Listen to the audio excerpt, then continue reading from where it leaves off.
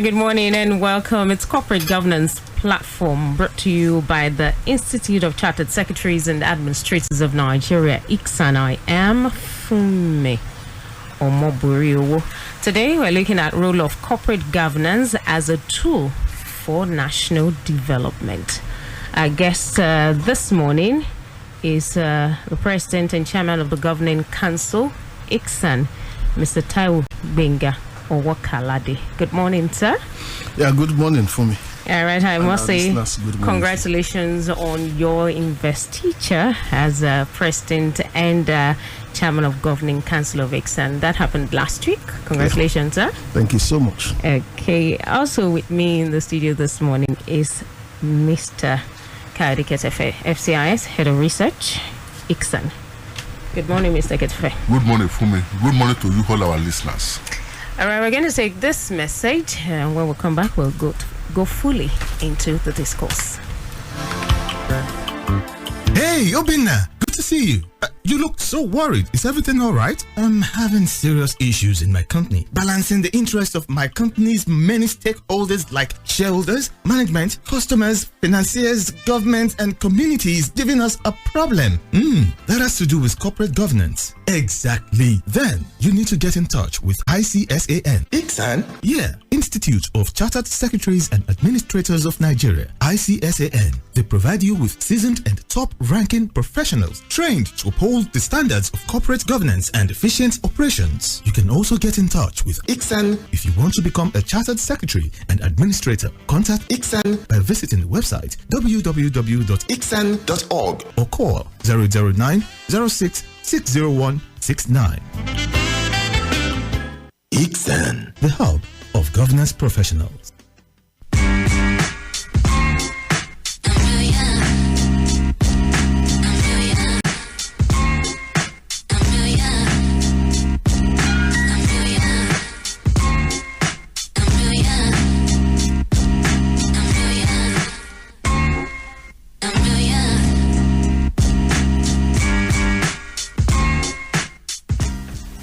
All right, so corporate governance platform right here. And like I said earlier, we're looking at role of corporate governance as a tool for national development.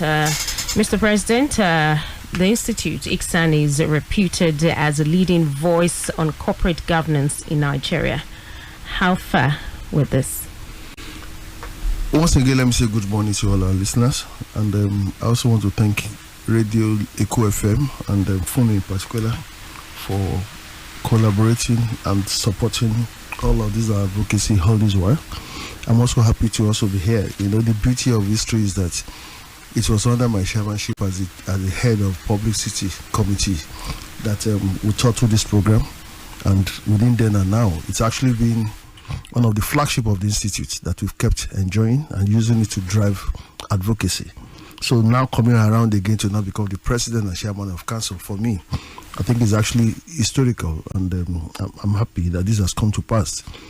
Well, again, going to the question, our institute is the foremost corporate governance institute that we have in Nigeria.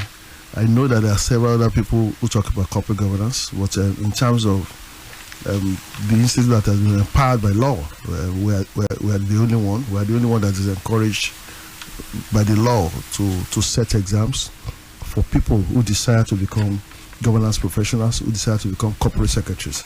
And we have kept faith with that, and then we've kept moving on.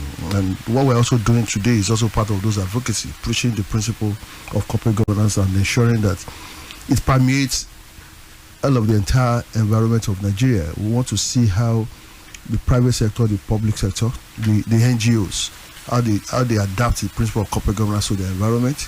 So we kept pushing these issues, and we'll never be tired, we'll never be weary, not until the environment is as good as basically we want it to be. And that's what we keep doing. We are work in progress. Nigeria is work in progress, and corporate governance is the tool towards ensuring that we get it right. All right, there's this belief that private sector in Nigeria is more committed to the principles of corporate governance, and that public sector has some kind of lukewarm attitude to adherence of these principles. How valid is this view? Well, to a great extent, that statement is valid. That statement is true. And I think there are just basically some reasons for that. If you want corporate governance to be adopted, you have to ensure that you put in place the regulations that will guide all of those things and ensure that those principles are followed. So we have that guide, that law. There's CAMA is a strong one. Company and Land Matters Act of 2020. That's a fundamental law that also entrenched corporate governance. Then also in some other sectors, we have the corporate governance code of 2018. We also have the same corporate governance that also talks about the insurance industry. They also have their own, and so many other sectors. So those regulations are basically there to guide the private sector. So that's why you see that the private sector is much more ahead compared to the public sector. In terms of the public sector, CAMA is also meant to have also addressed their issue. But fortunately, at the point of signing CAMA, it was realized that you will need to change the entire gamut of laws, setting up several of the agencies of the federal government. And nobody was willing to wait for that. So that was why they said, okay, let's move ahead with what we have and then come back and start looking at the public sector. So that is why we don't see the public sector being tandem and on the same page as the private sector. So their comment is, that statement is right. So we'll just try and see how far we can keep pushing the same public sector towards ensuring that they adopt the principle of corporate governance. So how can we bring the public sector to pass, since we're still looking at bringing this to us and looking at this governance code in how it will include and will be able to, ensure that it's entrenched in the public sector like it is in the private sector? What are the things we can do in the interim before this comes to bear? Well, you know that the public sector, we have 3 stages of the government. We have the federal, we have the state, and the local government. So the meaning is that they are independent, and at each level, if they are sincere with public corporate governance issues, all of those bodies could always ensure that they put in place appropriate acts and laws that will guide that sector. Most of the time, people look only at the federal government aspect of it, but we also know that the states, the same thing can also be done towards ensuring that it's done. And I think the only challenge that you have in the public sector is that the executive needs to always relate to the National Assembly in terms of ensuring that those laws are put in place. And that's it's where a bit of a challenge lies. It's not actually meant to be a problem.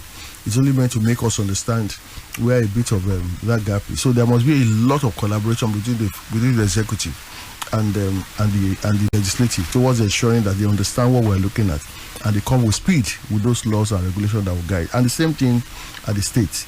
They also need to do the same thing and work in tandem towards ensuring they also put in place those corporate governance regulations that will guide how the public sector is done.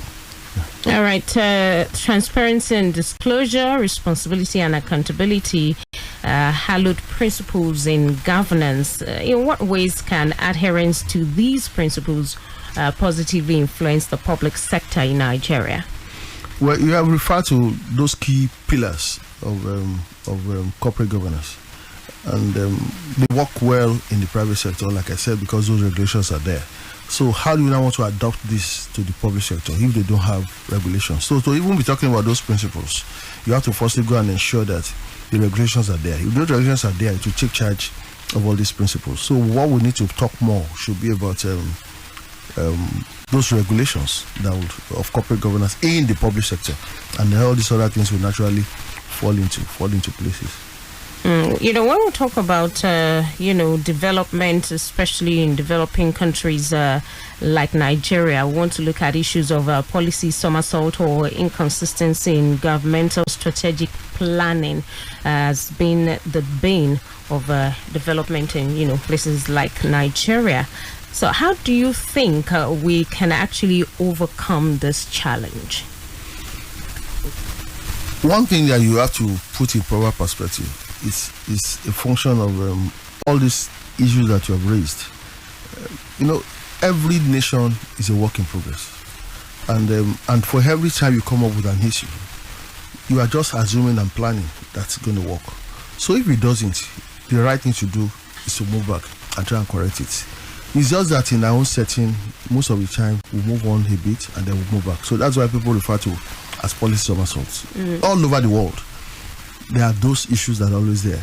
We call them policy somersaults because ours is too frequent. in order to develop the economy, they also move on and move back. Within the Obama era and the Trump era, there were also policy changes. So, and over there, people would never call them policy somersaults. They are the reality of time.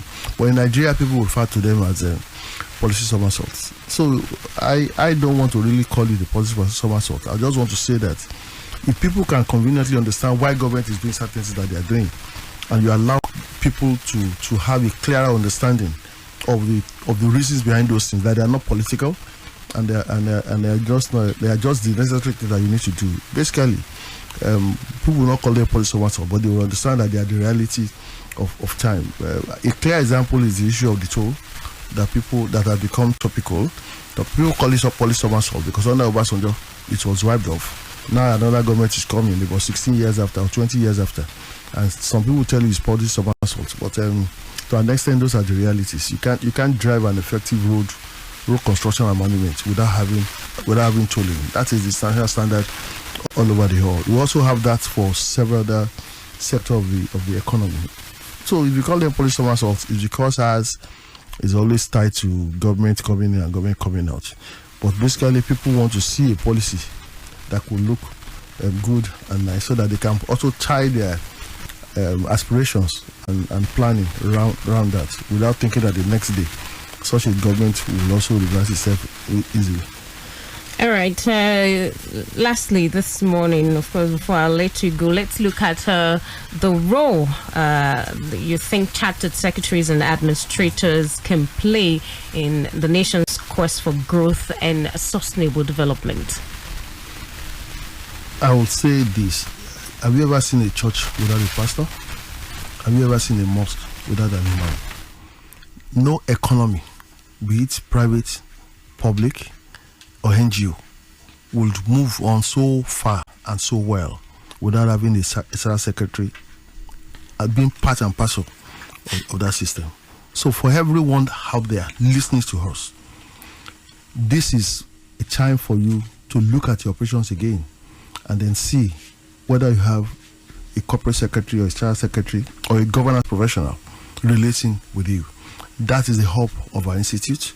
And then if that person relating with you is not a member of our institute, believe you me, that system is still groping in the dark. We are the light of the nation because we direct and we support how the system will be. All right, thank you so much, sir. Mr. Ketefe, let me come to you for an announcement at this time. Thank you very much, Fumi. The announcement we have for you today is on the forthcoming training in the ICSAN virtual training series. The training, which is scheduled to hold on Tuesday, August 24th, 2021 at 10 a.m. prompt, is entitled Corporate Governance and Succession Planning for Family Businesses and Non-Governmental Organizations, NGOs. The training is holding by virtual method. The link to register for this capacity building program is available on all the social platforms of the Institute. The facilitators for the training are a partner in the Equity Partners, Ms. Olufunke Olumide, and the managing partner, Sebastian Essen and Associate, Sir Sebastian Essen, ACIS. The participation fee is as follows. Members, 40,000 naira. Non-members, 45,000 naira. This training promises to be educating, enlightening, and exciting. Register now, as it is just about 1 week away. For further inquiries on this training, please call Mike on 080-2311-7969. Please call Mike for further inquiries on this training on 080-2311-7969. We are looking forward to welcoming you.